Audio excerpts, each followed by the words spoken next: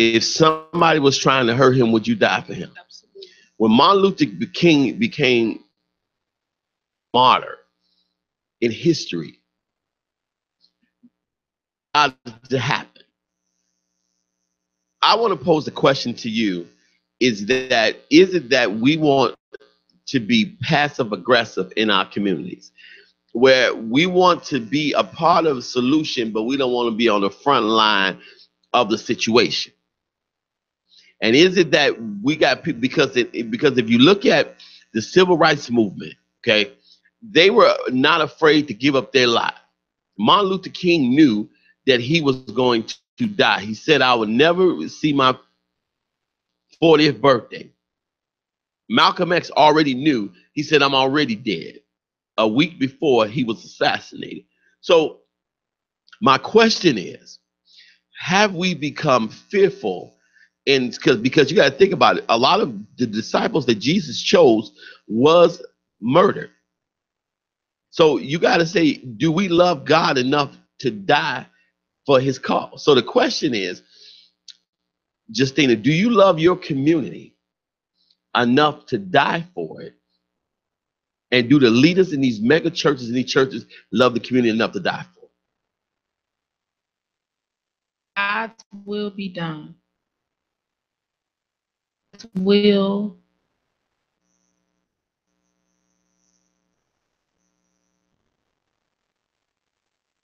Let me say this. There was an alderman who was murdered on Roosevelt years ago, years and years before I was born. And it puzzled me, because all I kept thinking was, in the ward that he ran, he was murdered. And all I kept thinking to myself was, wow, he died on the job. He died for that job. Whatever he did, was it really worth it? Absolutely not.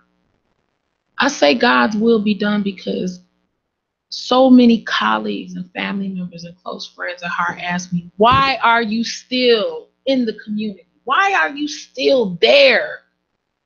Why? And you know what I tell them? God has me on assignment. I can't leave until he tells me to leave. It's just that simple.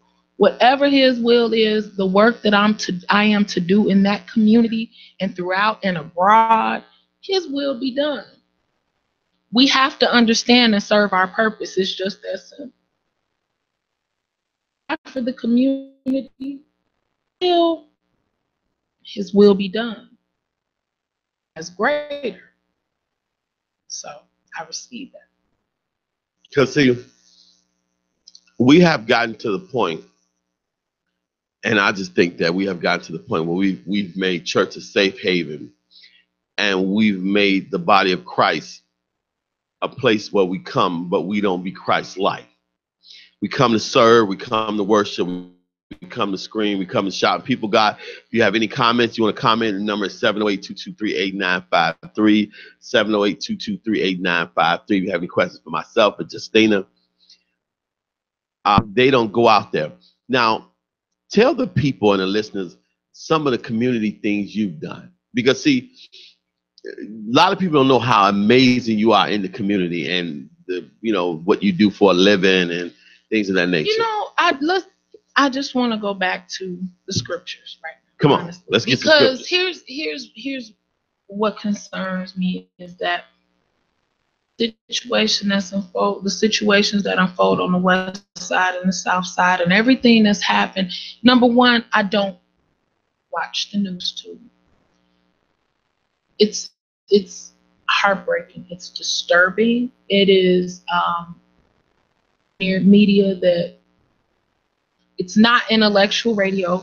These are mega folks with mega bucks, the elite, the 1%, the 5% who control media ultimately, and they block the truth. So you do have a few people out there who are still trying to bring the truth to the people.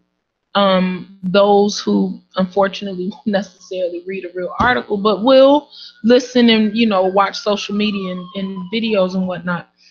But when we talk about the things that are going on in the community and the churches and the elders who know the word.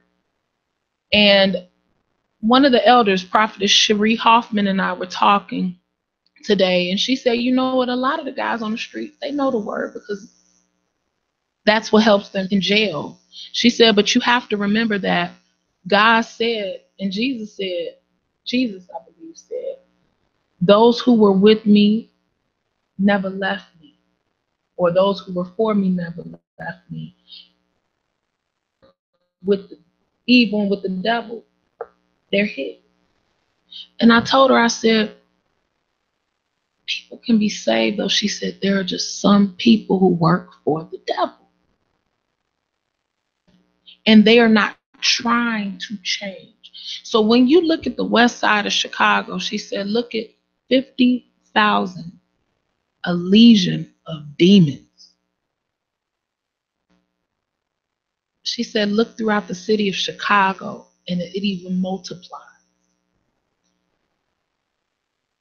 When we talk about the things that are going on, the west side right now in the areas that I named earlier, Jackson and Cicero, Madison and Cicero, that's Egypt. And think about is Egypt and how there's just there's a constant destructive pattern in the people in our community, and they choose not to see it. Do I believe our people want something different? Yes, I believe that if we show our people something different, things will change.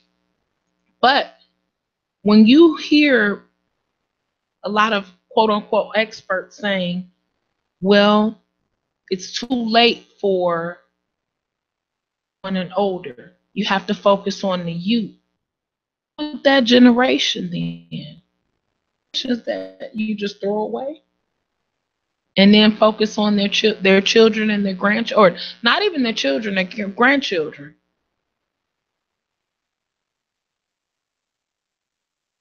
Does it start at home? It starts in the schools. The schools have far more power now than the churches do. The schools house our children in the community, and the schools touch just about every constituent in the community, in a household at some point, unless there just isn't a child there. But 9 times out of 10, there's a child in that household, especially in a lower income community, because we know folks who are lower income have more children. We work through a system that doesn't allow prayer in the schools. See, that we have a lot of deficiencies within our own communities, not just at home, but within the structures that we've allowed to govern our day-to-day lives. There is no prayer in school. So you have to huddle with people who are believers to try to pray these children through, but you have 900 to 1,000 children in one school. Cousin, the uncle, the auntie, the grandmother, the grandfather in the household. A couple of people who are reentry, they all need resources. So one of the key things, in the Parent University, I helped to write that structure and implement it, and it extremely effective and successful, and I believe it's still successful if the programs are going. It came out of Spencer Technology Academy, and I believe that they implemented it throughout the city of Chicago under Dr. Sean Jackson. But Cynthia Peterson came up with the motto, to impact the parent is to impact the child, okay? It's to impact the child in the entire household. So we asked the question, when the churches,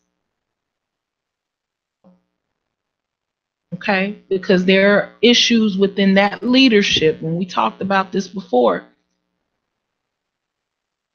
then whose responsibility is it? Outside of just that dysfunctional household, it's the school's responsibility. Let me ask you a question. Have we become too revolutionary in our thinking? Like, I say to Justina, I need a job. Well, I want to start a business. What are you going to tell me? Okay. What do you like to do? What are your interests? What are you passionate about? Are the things that you would be willing to do throughout the day that wouldn't feel like work? What if I gave you that? Then what would you give me? A structure for next steps, whether you teaching this already, are you educated? Do you need a certification?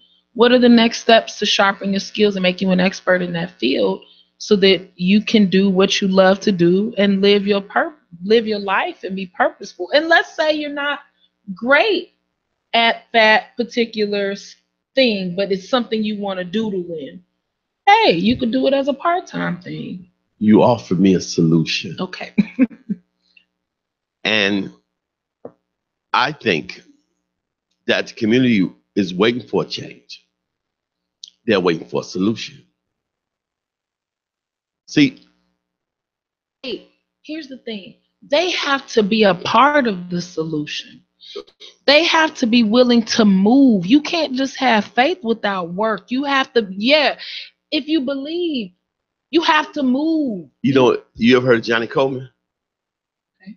Johnny Coleman got prayer in her church, in her school. Now, let's take that sentence.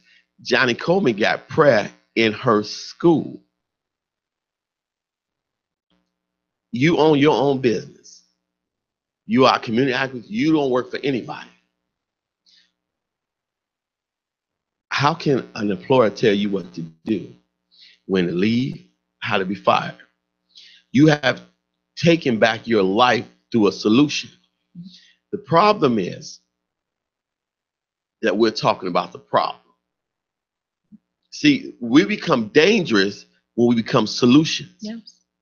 See, when I look at you, and maybe my audience might not know all the things you've done. That's what I was saying. Oh. You are a walking solution.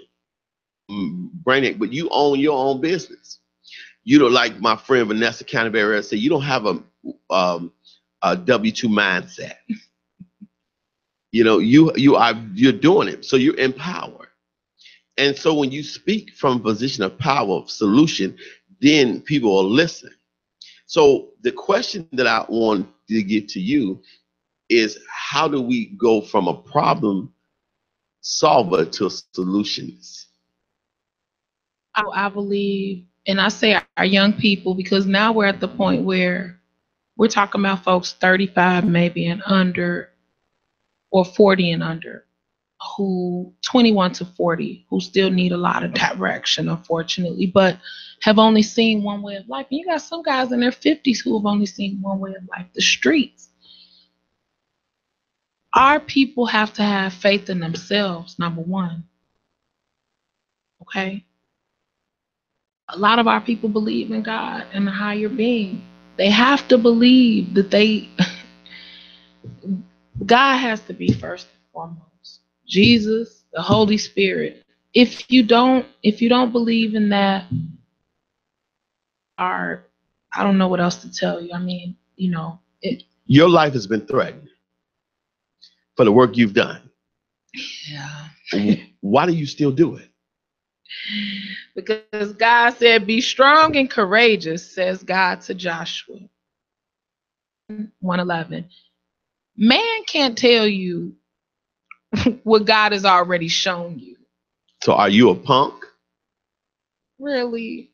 That's not even to be questioned. I mean, you know better. Then the question is, and here I'm gonna pick your brain now. We're gonna go deep. If you're not a punk, you are what God made in you. Mm-hmm. What could you do with 100 more people like you?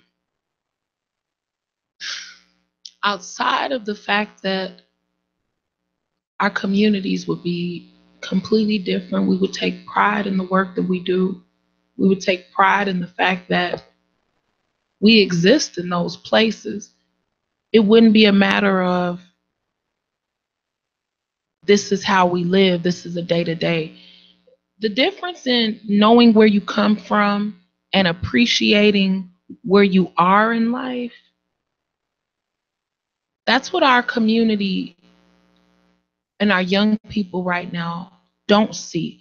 100 of focused who love each other and love the community and can see the goodness in what it can be.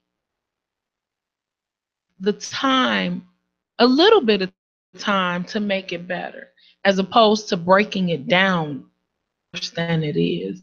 Simple things, the simplest things of just respecting your block, cleaning up behind yourself, taking pride in where you come from, taking pride in your family name, taking pride in yourself and your presentation and in your appearance. These are the things that I don't see in our community the way that we used.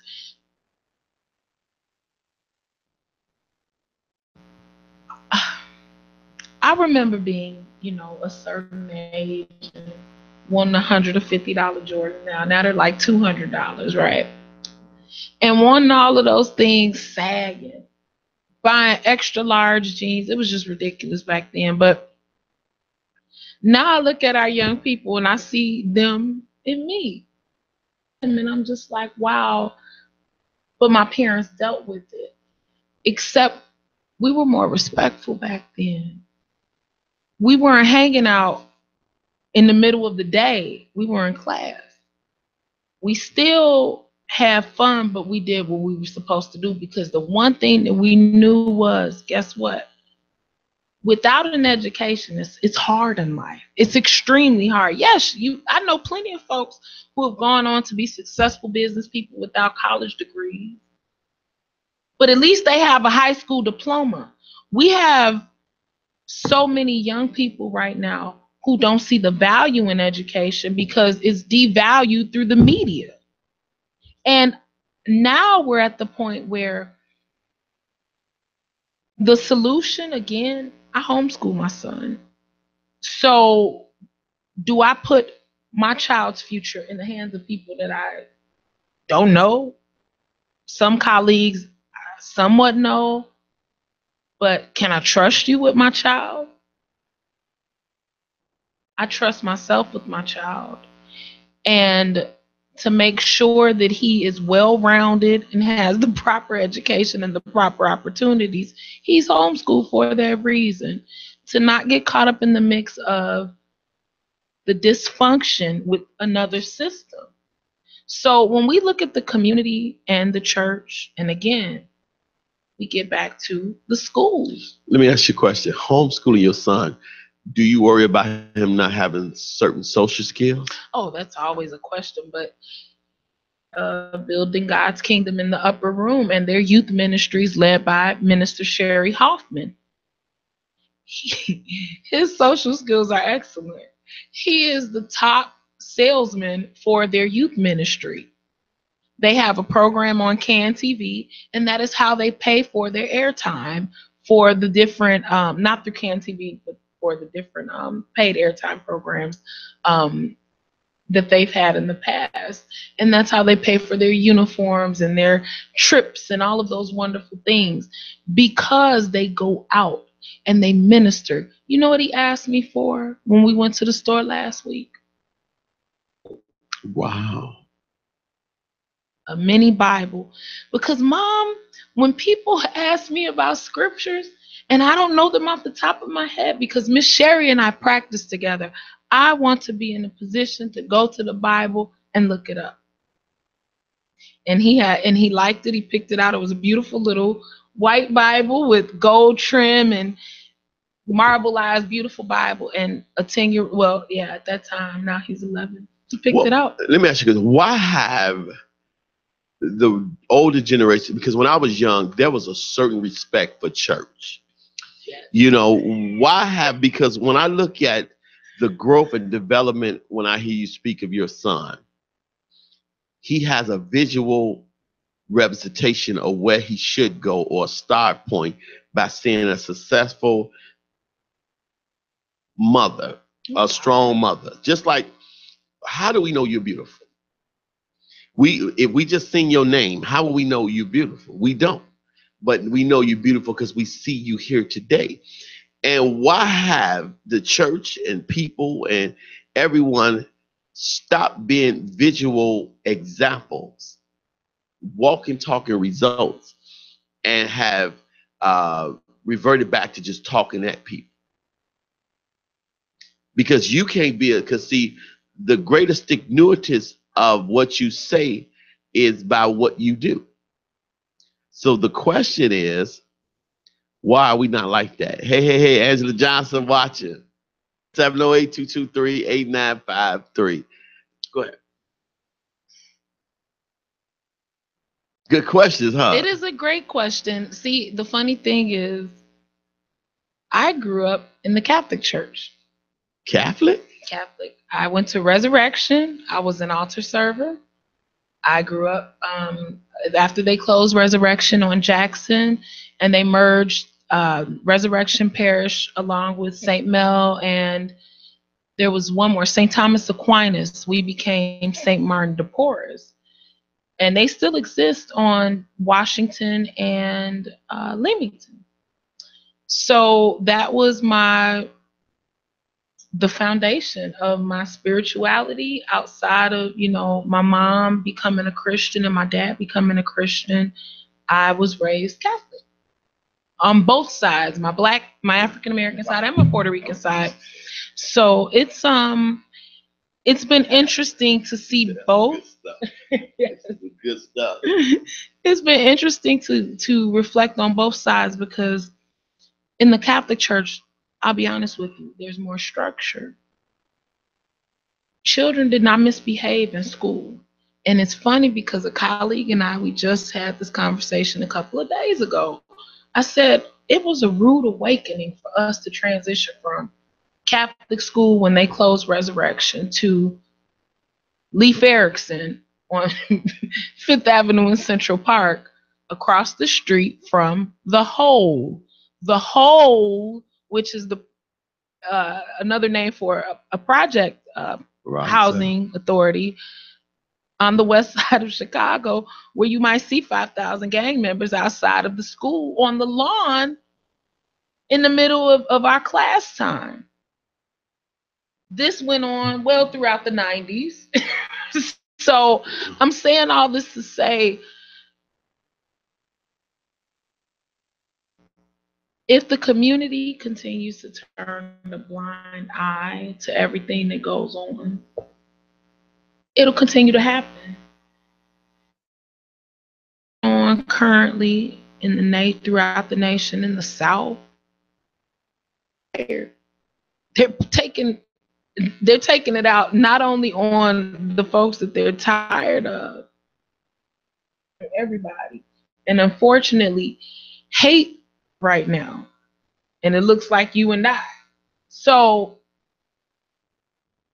to hate our own and to hate each other when we have so many others who hate us collectively, at what point are we smart enough to realize that we have to do better within ourselves first and love ourselves, number one, so that we can love each other? Or our legacies die off. And if that's what we want to allow, I'm not going to let it happen. That's not what my family taught me. My lineage doesn't permit that. So, because next Thursday show with us,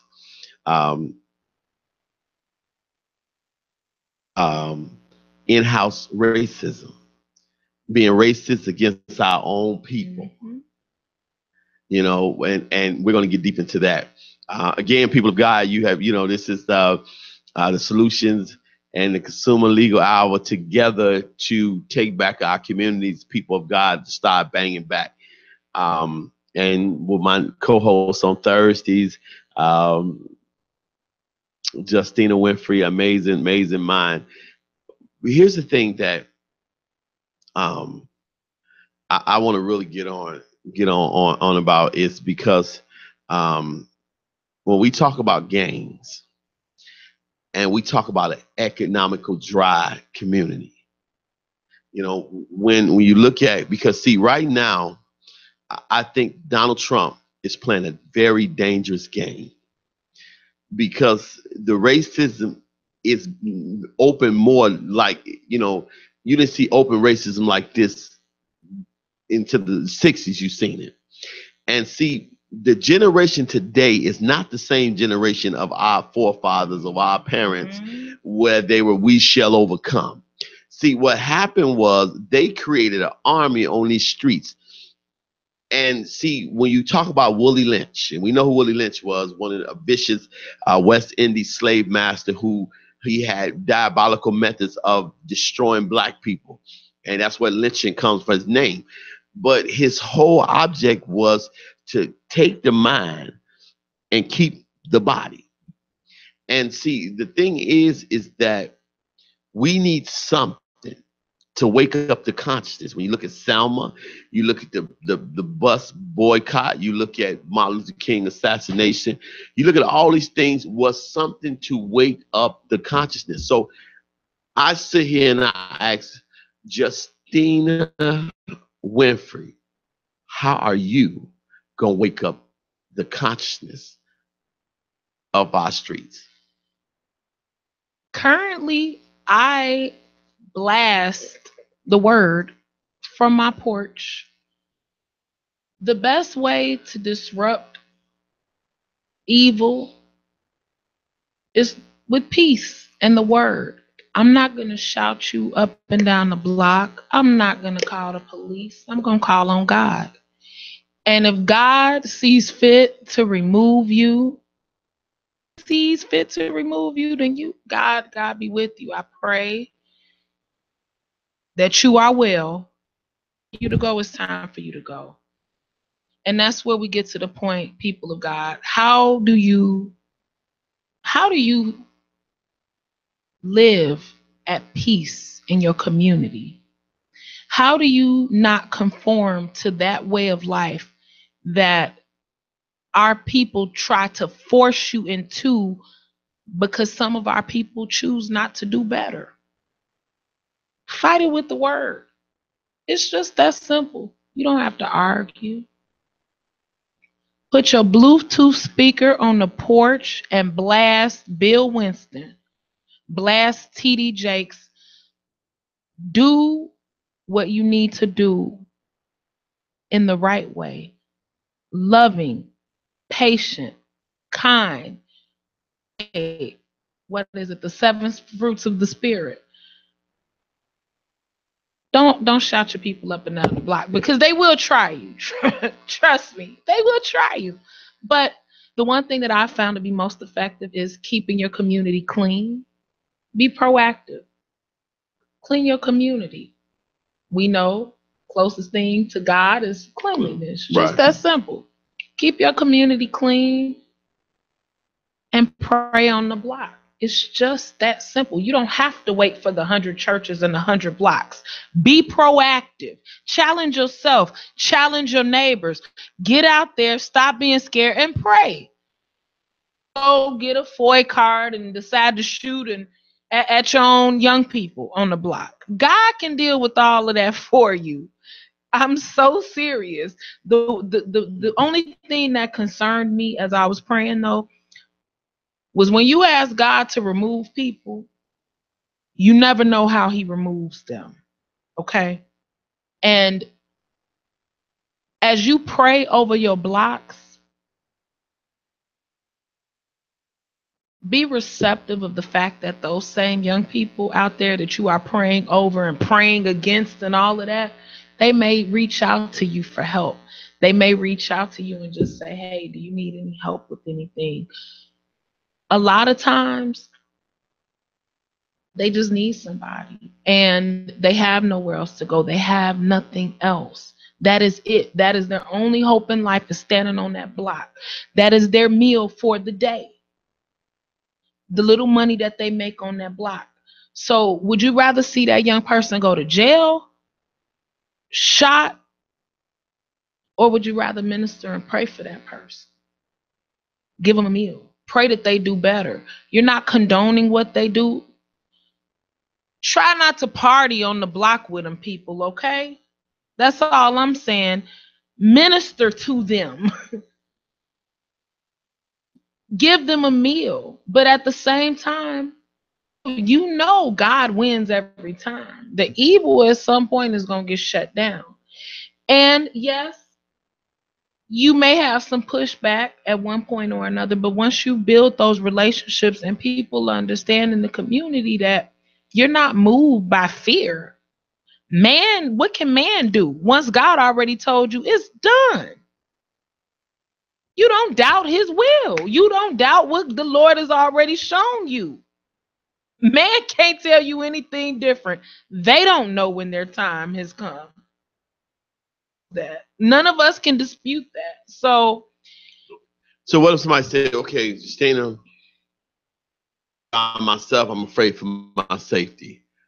How can I be effective? I be diligent. I can't even talk diligent. New Era Chicago. Infecting my community without being. Contact or you don't even have to reinvent the wheel.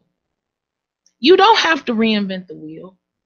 New Era Chicago, National Black Agenda Consortium Chicago, the group, oh Lord Jesus, at the Mosque Mariam. Every Wednesday, you have groups of communities that will come out on your behalf and intercede and stand with you in the gap. You won't be by yourself. They won't be moved either. And they're not scared. They just need to know where to come, when, and what to deal with. It's just that simple.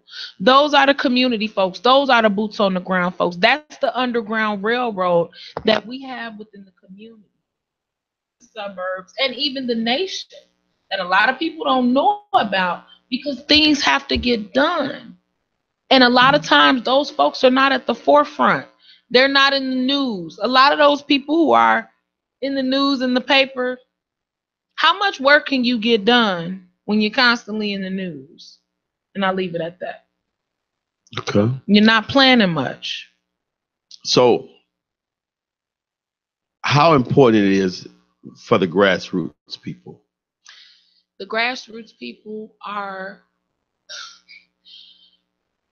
they are the creme de la creme. They are the folks who are up all night long fighting for the cause while everyone else sleeps. They are the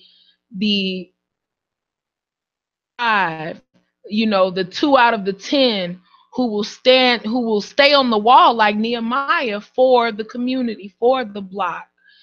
Those are the folks who put the plan together, and when it's time to call on the community and bring them out by the thousands, the community has to support and show up. It's not about the march anymore. No, there are powers in numbers, but it's about that plan.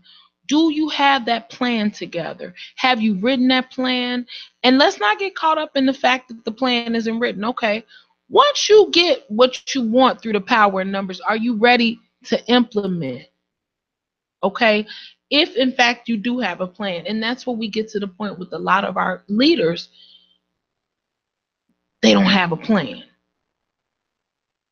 A lot of I don't even like to call them community activists, but our community leaders don't have a plan anymore because they are boots on the ground. And you have to understand, it's not that easy gathering 500 to 1,000 people at one time, if not more than that, while trying to go to the table, meet, and implement a plan and not get hoodwinked through the process by because that's ultimately who you have to deal with through the entire process.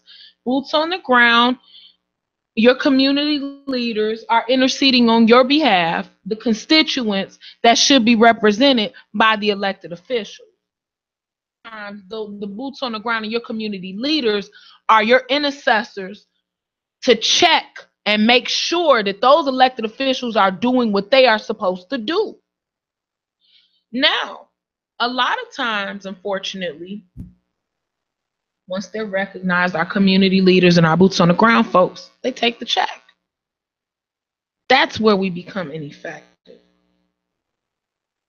Once you get them all gathered together and they're all working under the same group and they all make the same money or they don't make the same money, but they're receiving a check from the same pot of money that doesn't help the community. We get to the point where now you have the same folks who are at the forefront on our behalf. We get back to why is it ineffective?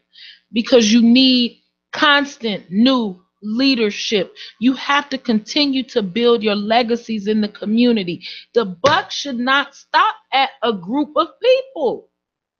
Pass the torch, man, and that's the problem. Okay. A lot of our elders are not passing the torch on to the youth, and they're not grooming our youth. They only want to hand select a few youth, shuck and jive with them, for lack of better terms, or will honor the foolishness in the way that things continue to go on, business as usual. Yes. In leadership today, especially our community, there is an economical strategy that's missing. You become more dangerous economically sound. What do people respect? Money. What wins you elections? Money. Unless you Ross Perot. He keep losing with money. But what makes people respect? Why is it that the north side of town gets more than the south or the west side? Because of money. Because see, here's the thing. More dangerous as a business owner, as a landowner, as a financial strategist than you are a revolutionary. They're not worried about revolutionaries. They're not worried about marches. They're not worried about Black Lives Matter. They're worried about people like Black Wall Street. Exactly. The question is that how do we adapt or connect the financial? Because see, I'm powerful with money. We need to stop being the consumer. We need to budget our money. We need to think wisely. We need to realize that the black dollar only circulates for 6 hours in our community, and that the Asian dollar circulates for more than 21 days in their community. 6 hours in our community, 21 days in the Asian community, in the Jewish community, 20 plus days. Their money circulates throughout their households and their businesses. Our money goes from our pockets to Madison and Pulaski to the various stores that rob our people and sell us counterfeit goods. So we need to be more strategic in how our buying and what we buy and what our purchase power is.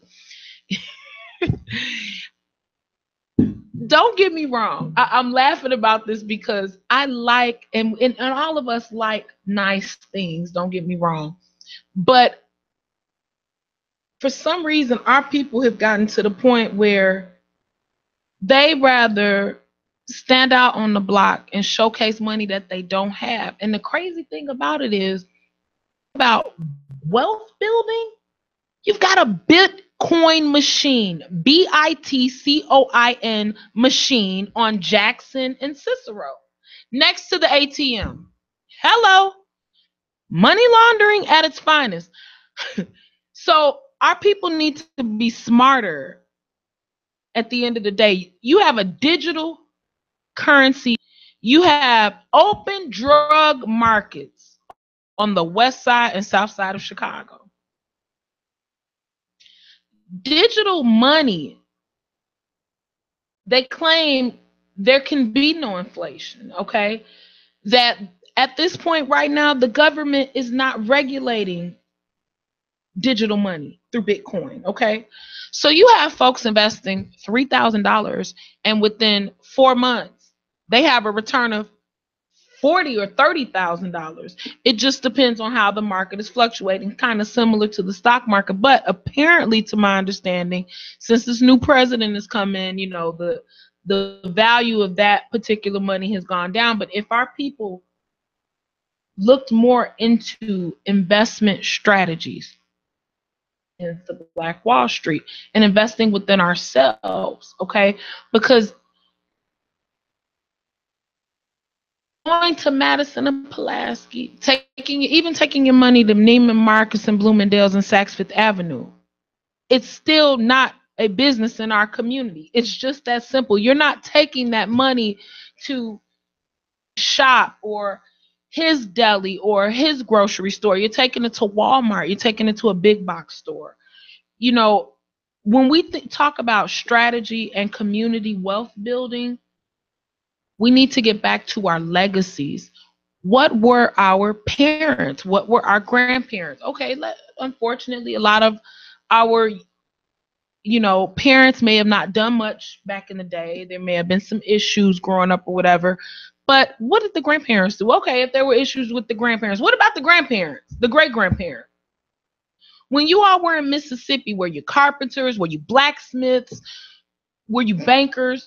What did you do? Because I know Penny Mae Winfrey, my great great great aunt, was the first Black millionaire in the Mississippi Delta, female.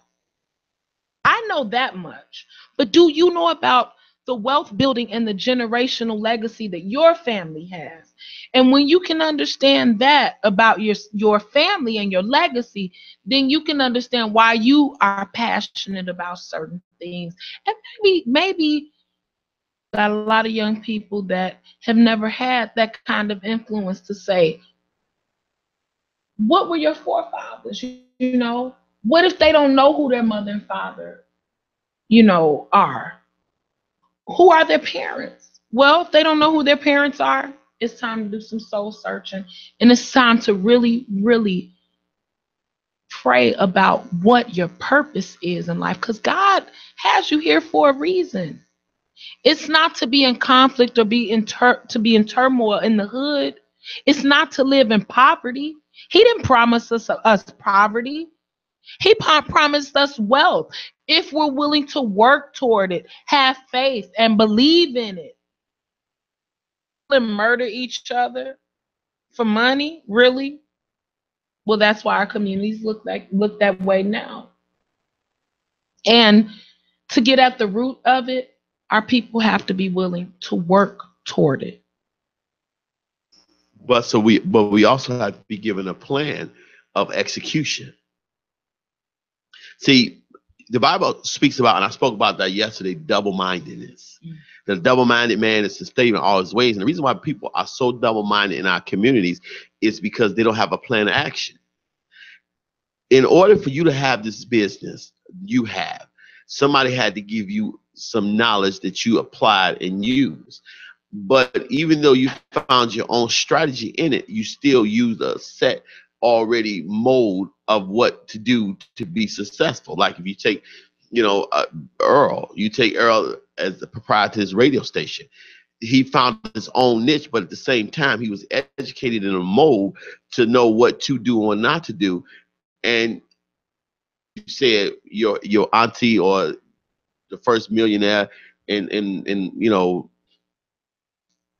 down, but there is an inheritance of not just wealth but knowledge, because in other communities, Jewish communities and white communities, they teach their kids generational wealth techniques. Okay. And see, the thing that we're doing with our generations, we're passing them a bill. I die, I'm give you a bill. You might get insurance money minus my funeral costs. So I'm giving you money for me being dead. So basically, because let's think about something. Many people are worth more dead than they are alive. Very true. And that is not a thing. But by example, how many people that blew me away when I was reading the book of wealth building, big corporate buildings put billions of dollars in insurance policies, because you can have billions of dollars insurance policy that continue to gain wealth and gain a higher amount without any interest. And taxation. And taxation, and then cancel it out 15 years ago, pull all that money down, and boom. You get all the interest actually without being taxed on it. So why is it that weigh the wealth? Because anybody, and let's take the great Sam Cooke. When Sam Cooke was murdered he was murdered in a hotel room. If you look at the history behind Sam Cooke, when he made a change that's gonna come, he owned that record company. Mhm.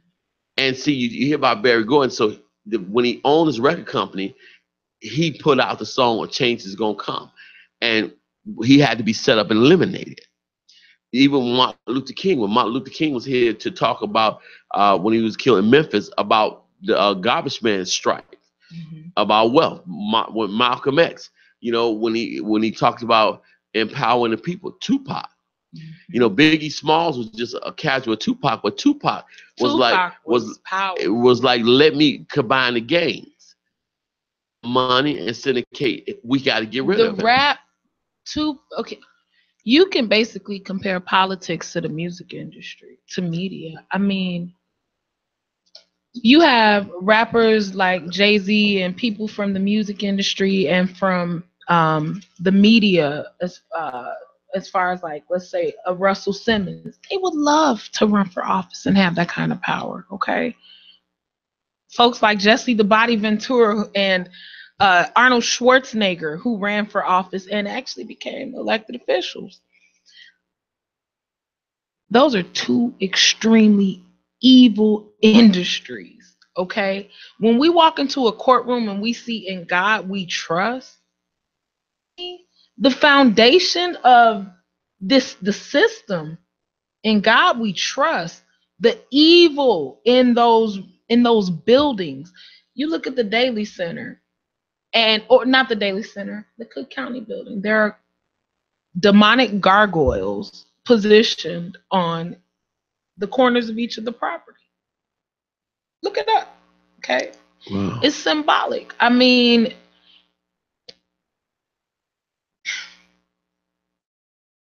there's some real life spiritual warfare going on, not just in the city of Chicago, but in many of our cities and throughout the world. I looked at some people recently move away from the community, and I looked at God and I said, "You left me behind." And that's how I felt. But God told me, "You're on assignment. And you got the You are sword. on assignment. You got If the you don't sword. complete it, here you go with another 7, 8 years. It. We got to go back through the process of completion." So, got the sword. But the Lord also told me I could put my sword away because I can walk into my next blessing.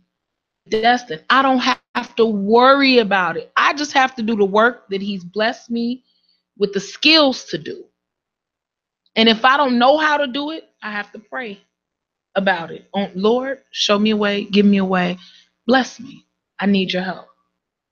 And if it's His will, it gets done. Sometimes I tell you, I cry through the work that I do and I have to pray through it. And when I'm up in the middle of the night praying and doing that work, guess what? Prophetess Sherry Hoffman is praying with me too. Frazier might be praying. My mother might be praying. You might be praying. Those are the prayer warriors in your life that you have to have. Tell people what you do if you don't mind.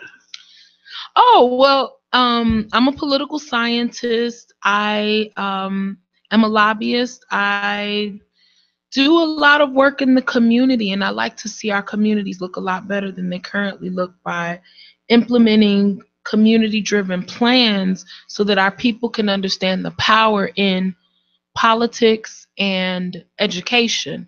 Because keep in mind, who runs the country? Political scientists and economists, not elected officials. Political scientists and economists. Those are the top advisors to the president. Those are the folks who have the backgrounds, um, who typically, run for office. I'm not saying straight across the board that's, to happen that way, but Keep talking. those, once you understand that a school like Chicago State that had been threatened to be shut down, and majority of the student base at one point was African American. I can't think off the top of my head of majority of the student base is predominantly African American. Now it very well likely still may be, because I know they've tried to invite other ethnic groups in. But the point is, Chicago State, if they have 10 or 15 or 20,000 students, At one point, they only had 54 majors and minors in political science. A lot of the elected officials Chicago State as political science majors, not criminal justice majors.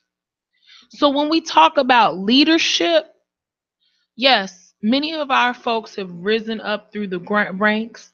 Thankfully, a lot of our guys have come up through boots on the ground, through their community work and their leadership, but they still need help. I don't care how smart you are. If you don't have experience in writing a plan, you will still need a planner. It's just that simple. And you're still going to need, as boots on the ground, to depend on that bookworm to sit behind that desk and that computer and write that plan for you. And those community leaders know this because they always seek out that person to write the plan for them. The problem is the community leaders don't share the light with the person writing the plan. So then we have a major division within to be done. Too many chiefs and not enough Indians.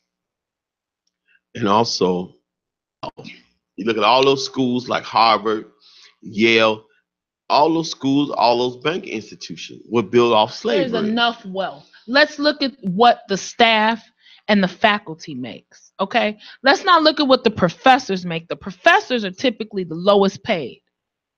Let's look at what the administrators make in these predominantly African American schools. And I'm not throwing my people under the bus. I'm throwing the evil under the bus. Let's be clear. Because at the end of the day, those administrators in schools that are failing universities should not be making the money that they make. It's just that simple. Not, and I love that because I love, I like that. A lot of the faculty and the staff, the actual professors at those universities do not vote for that. Okay, they have Chicago State University has a student government, and they also have a Senate faculty. The Senate faculty typically is completely against the administration, but the administration often they're forced or handpicked on the students. They're forced on the faculty. The school newspaper shut down, not maintained. So how do you keep communication throughout the university? Well, the thing is that when you take those mega colleges and the mega banking institution, when they made the money to keep them have the money, they made off slavery. You got to think about all of it. You see, they never gave the black man his 40 acres and a mule. So the thing is that all of years of slavery from cotton, which cotton was what almost third, almost half of America's wealth. Mm-hmm. Now you think about that, we were considered property. So therefore the work was done free. So those banking institutions, those colleges that got all that money, that's all slavery money that have built your Rothschilds and your and all your major people and major banking and major school institutions. So wealth of money from a system or systematic wealth. In those schools like Chicago State and other schools, the predominantly black schools, they are trying to survive off a system that dictates what they get. So they're trying to make it, because see, here it is. But our people cannot continue to capitalize on a system that's already throwing the school and the students a bone here and there.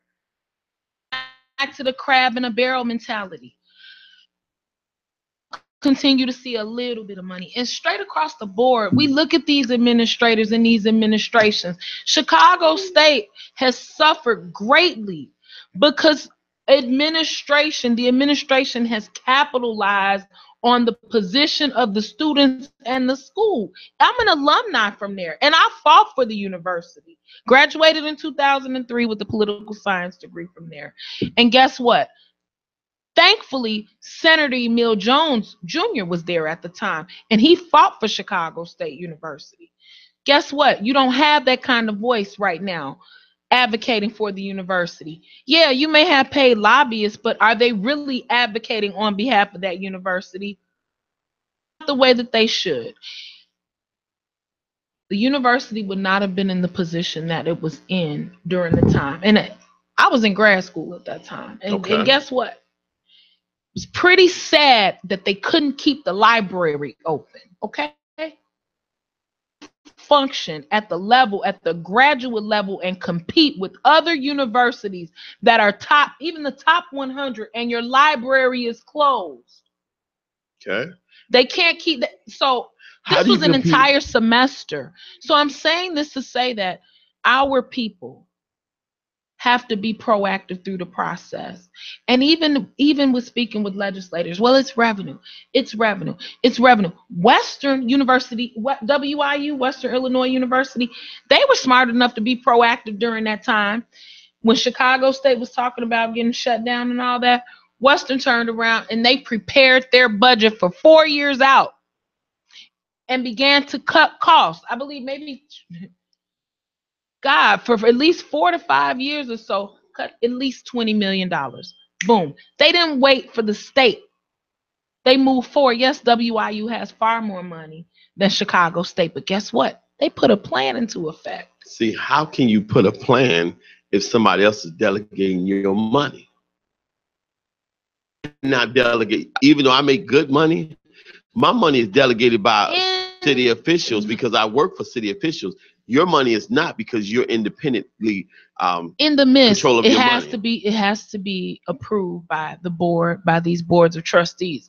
And when we talk about boards of trustees and the powers that be that approve those budgets and how that money's allocated from the state, elected officials, and from our tax dollars, money has line items where that administrator, that president of the university, you know, they might be making $250,000. That provost might be making $150,000 a year. But what warrants you to make that kind of money if you are enrolled, and on top of that, a lot of your students aren't graduating. They simply go there, get a couple of credits, and transfer out.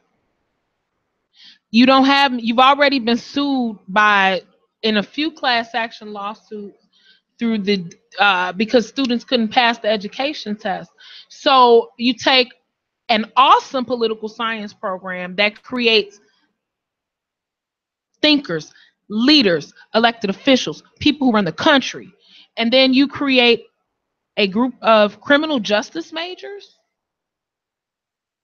Most criminal justice majors at Western WIU became police officers, not elected officials and lawyers. And you turn a predominantly Black university into a pharmacy college, and you position it to be a junior college for the most part. And most of the people that qualify for the pharmacy college are not from the community because they don't test into the program. Because typically, historically, that was a school of education. So we get back to, how do we groom leadership?